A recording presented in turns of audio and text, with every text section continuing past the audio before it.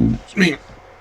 Welcome back to Is It Wrong to Try to Pick Up Girls in a Dungeon? Anime Review, episode number 56. We're reviewing the 72nd episode series, Astraea Record, which, yes, is also the name of the prequel series. Yes, indeed. Indeed it is.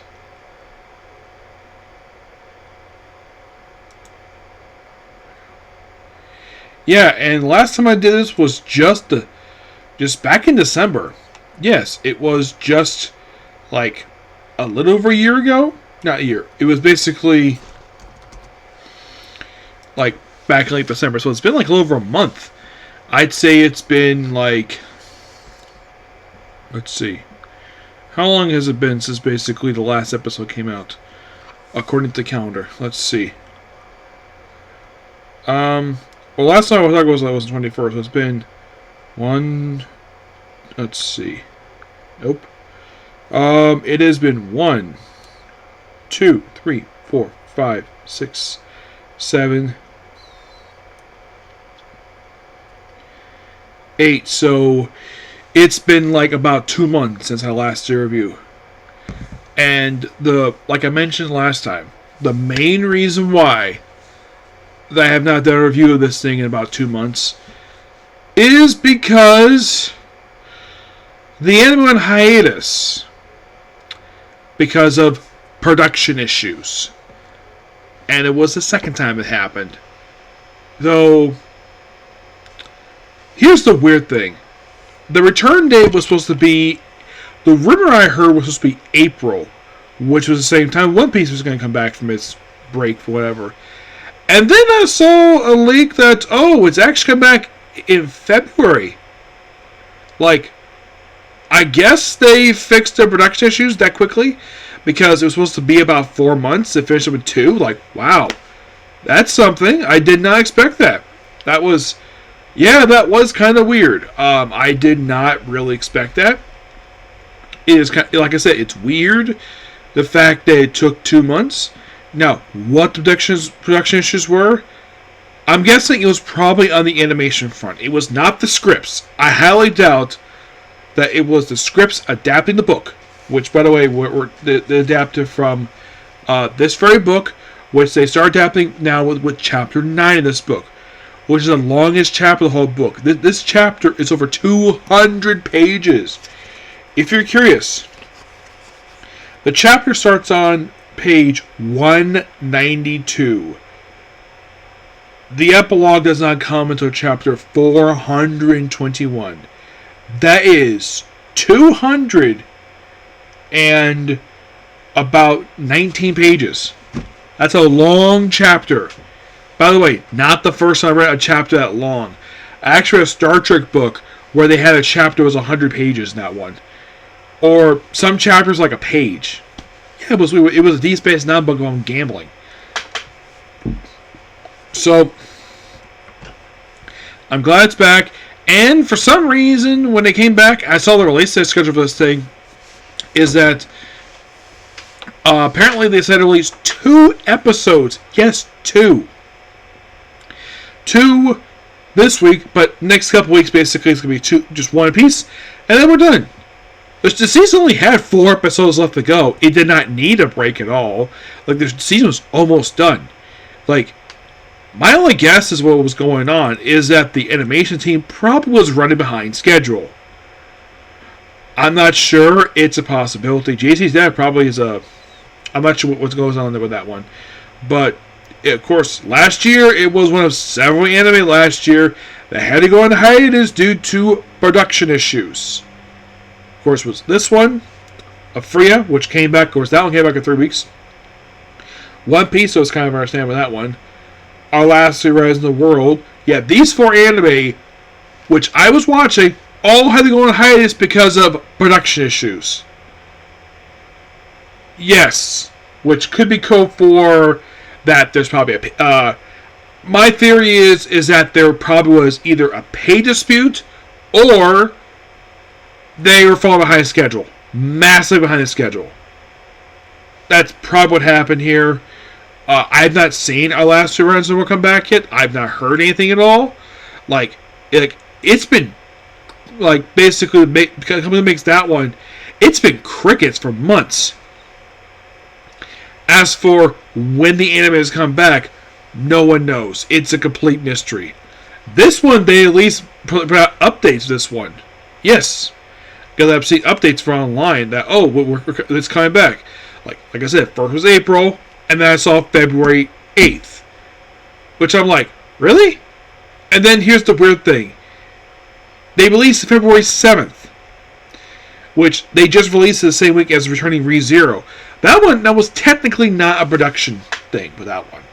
No, that was something else altogether. That was basically them ending Core 1 and then doing Core 2, which is the same episode, which is 8, which I still think is stupid. But this episode adapts. It starts from the very start of the chapter, which is page 192, and it goes straight to 240. So it covers. If you're curious how much of this book is covered in this episode, it is roughly about that much. Yeah, that's how much is covered in this one episode. That is roughly, 93. I'd say we probably got about a little over 40 pages one. So here's what happens. So basically, throughout the episode, by the way, our regular characters, Daphne, of course, is basically losing to, a lot of our favorite characters are losing. Several of the gods being captured throughout the episode. Then they have the elf from the Freya Familia ship. He practically nearly kills Daphne, who decides to, as part of her energy boost, she turns her skin into wood.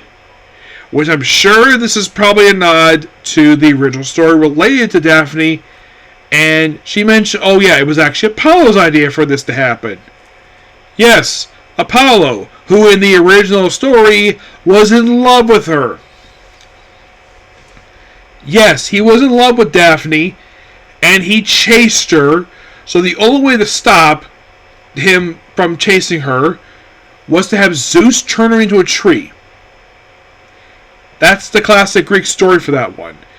And I would say the whole skin turned to wood thing, that is probably a nod to that story. The Apollo Familia makes no freaking sense at all.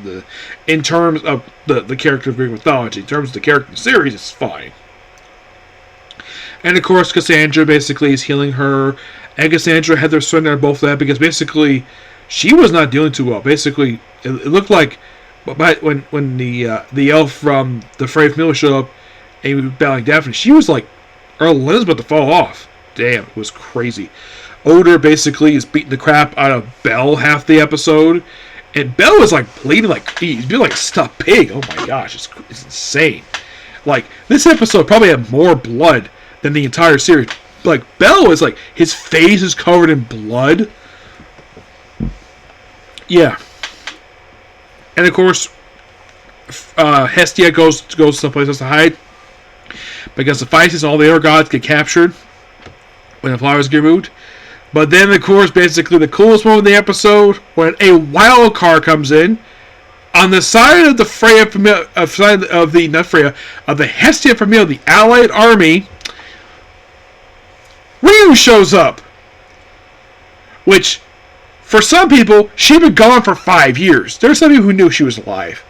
Yeah, she shows up, bites the elf, her hood gets basically sliced off. He gets his collar of his big poofy collar he has, gets that sliced up, takes off his coat. And she's not using the stick she normally uses when she goes to combat. This is a freaking sword that Astraea gave her. And then she starts chanting. And of course, basically, Heifer is like, oh crap, stop that spell! Stop that spell! And also, the healers, which are women, by the way, their clothes are shredded. Like, they can almost lose their clothing. Luckily, basically, they had just enough to cover their chest. Just barely, like the lead of them. Yeah, so... and then, of course, then she uses her... And then he sees, like, wait, That's Fario's attack. And then she uses it because she has this spell allows you to use certain spell of the Astra Familia. And we also cut the scene of the crowd outside watching this. It's like, yay, the Astra Familia is back! After they fucking were massacred years prior to the events of the series. Even though it's just their spells. And it was like, I think it's like their ghosts that show up in this episode. But he didn't just walk right through. And of course, she learns a lot of combatants really quickly by using one of the actual, like one of her spells. And it's a big spectacle. Then she goes out to handle Bell. And of course, basically, Hector is defeated. And then the episode is one of those weirdest endings I've seen.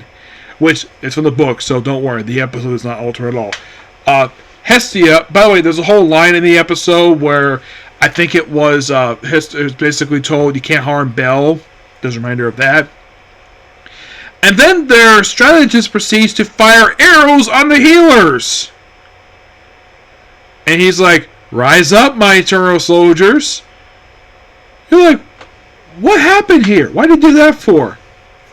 Is he bitter the fact that the Freya family is losing? Possibly. Who the heck freaking knows? Freya herself is in the episode for a quick cameo. That's it for her. Hestia isn't seen this episode for like one scene. Where she finally gets out of the hole she's been in for the past couple episodes. Yeah. But great episode overall. I was thinking the case goes, I'm just going to go straight to do that next episode. Just get this one out of the way. And then work case goes after that. Yep, so yeah, that's the episode of you. Please be sure to like, comment, subscribe, turn notifications, and do not hit this like button. Well, next up basically is One Piece, and it's on the very next episode of the series. Okay? For It's My Trigger Essential. Okay, next video. Bye.